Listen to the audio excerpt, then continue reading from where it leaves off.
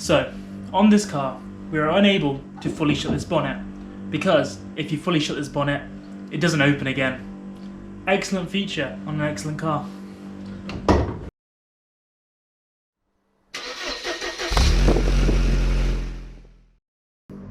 Hey guys, welcome back. Today, working on something a little bit different from the SLK. This is a 2016 E-Class that I picked up on Copart for £12,000. Great price, great car. Well, Copart is never as it seems, and as you'll see, this car has been through it. So, let's see if we can fix it. But first, let me give you a little bit of background on this car. On Copart, it looked like a very straight, very nice example with pretty low mileage.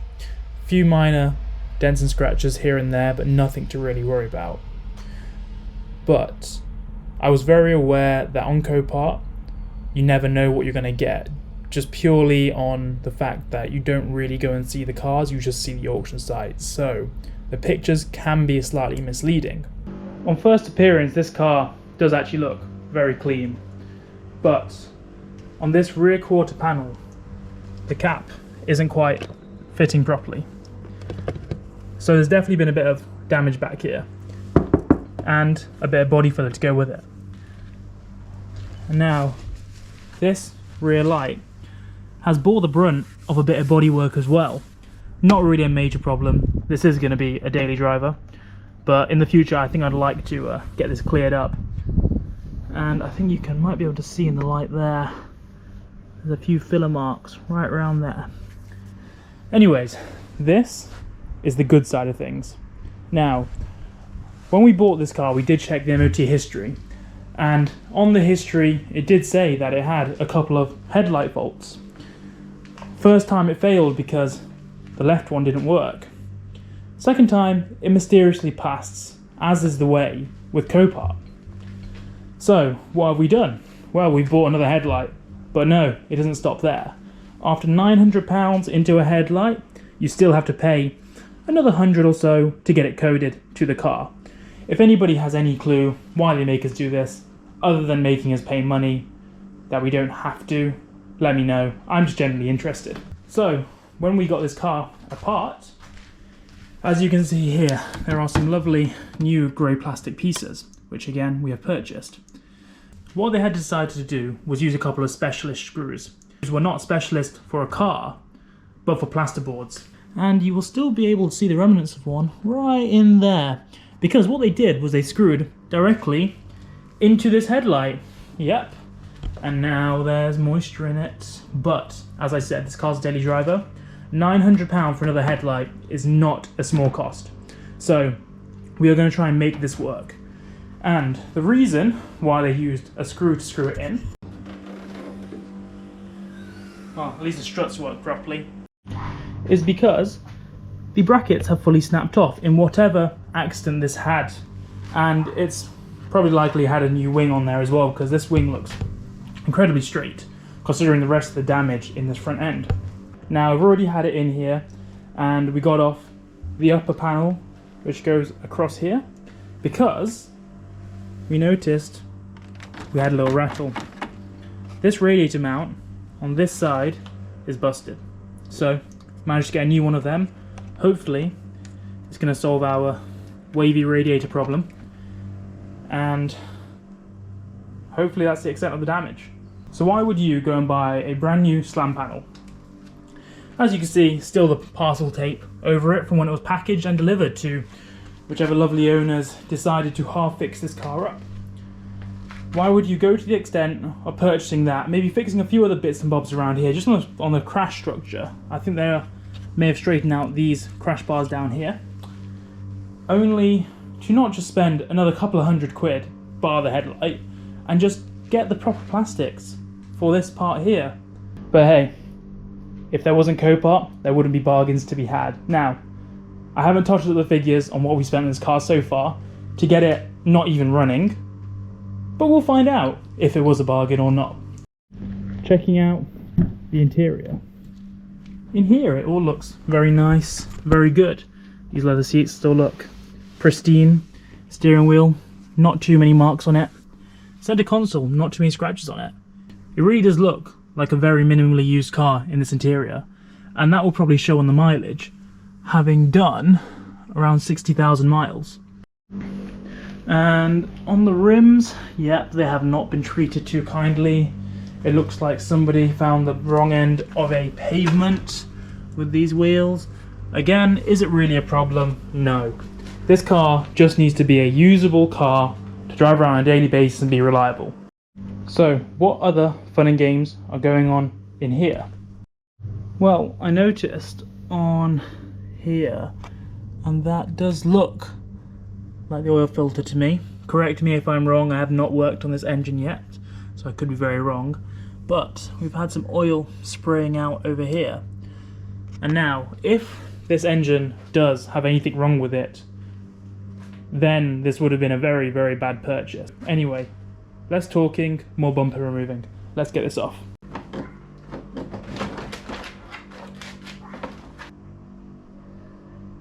What has been done on here already? Well, not really much. We've just removed that panel, as I mentioned.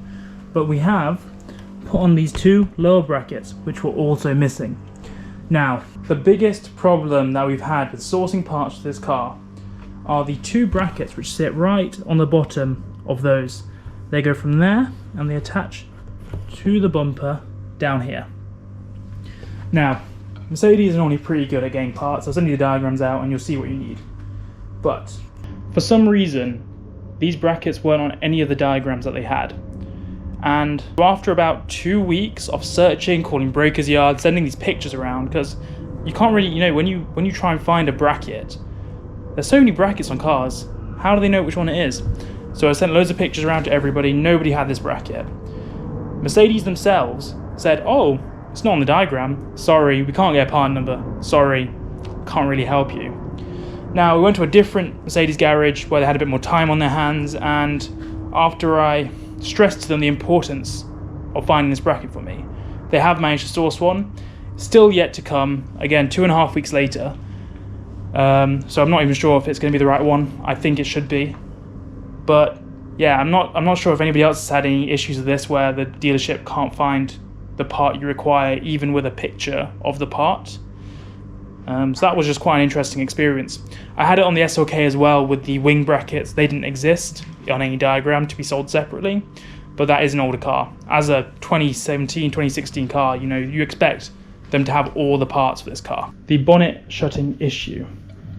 As you can see, this latch goes down relatively straight, and the latch that sat here didn't. It was at an odd crooked angle, maybe going that way a little bit, which means that when they probably tried to shut it, because this latch was also missing, it was probably missing the latch. And this is the latch which has the computer running to it, telling the car whether the bonnet is shut. So if there's no bonnet latch to go in there, this doesn't know it's shut, and you have the warning light on the dashboard that your bonnet's open. So we ordered another one of those. I think it was around £14 or so, not bad.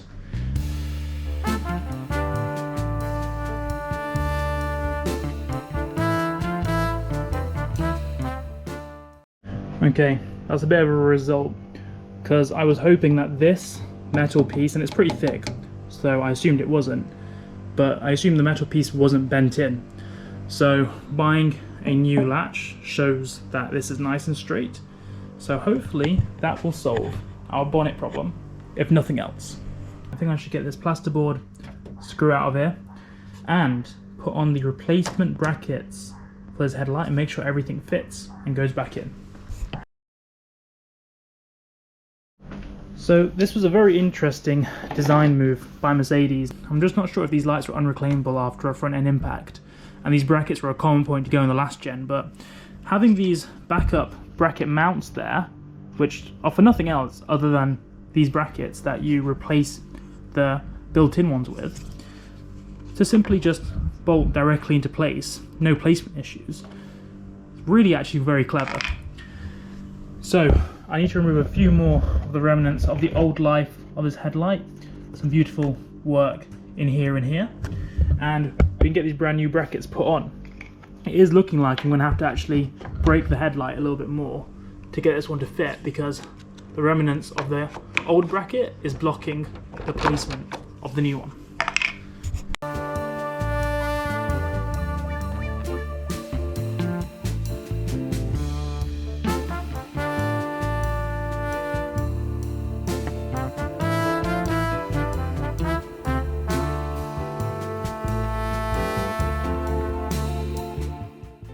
Okay, so this is now fitting nice and flush on there.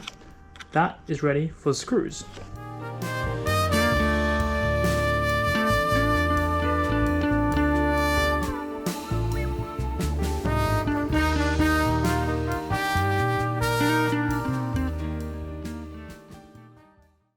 Now there's a small problem with this broken bracket here.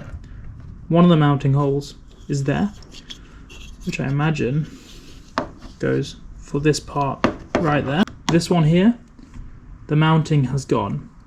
Same for this one here. So this really is not ideal.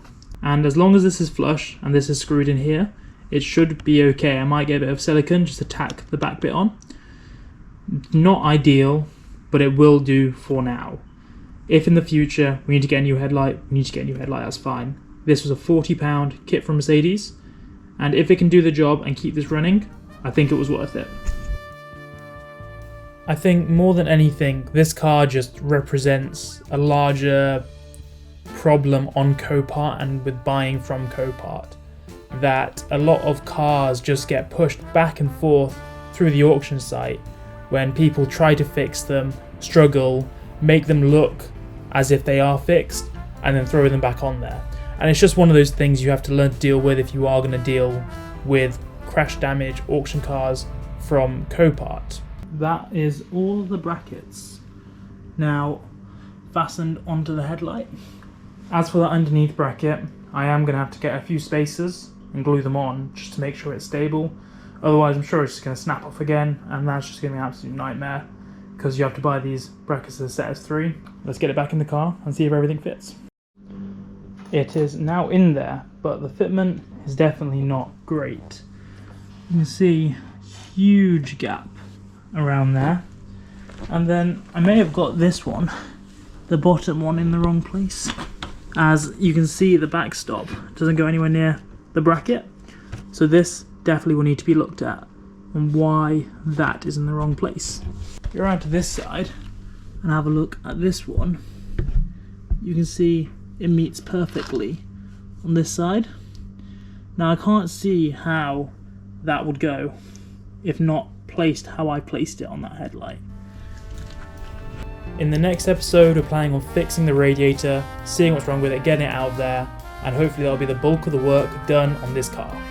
Thank you so much for watching, guys. If you enjoyed this episode, leave a like and a comment. If you're new here, don't forget to leave a subscribe if you enjoyed what I'm making. There will be more videos coming out on the SLK, so don't worry, I have not forgotten about that.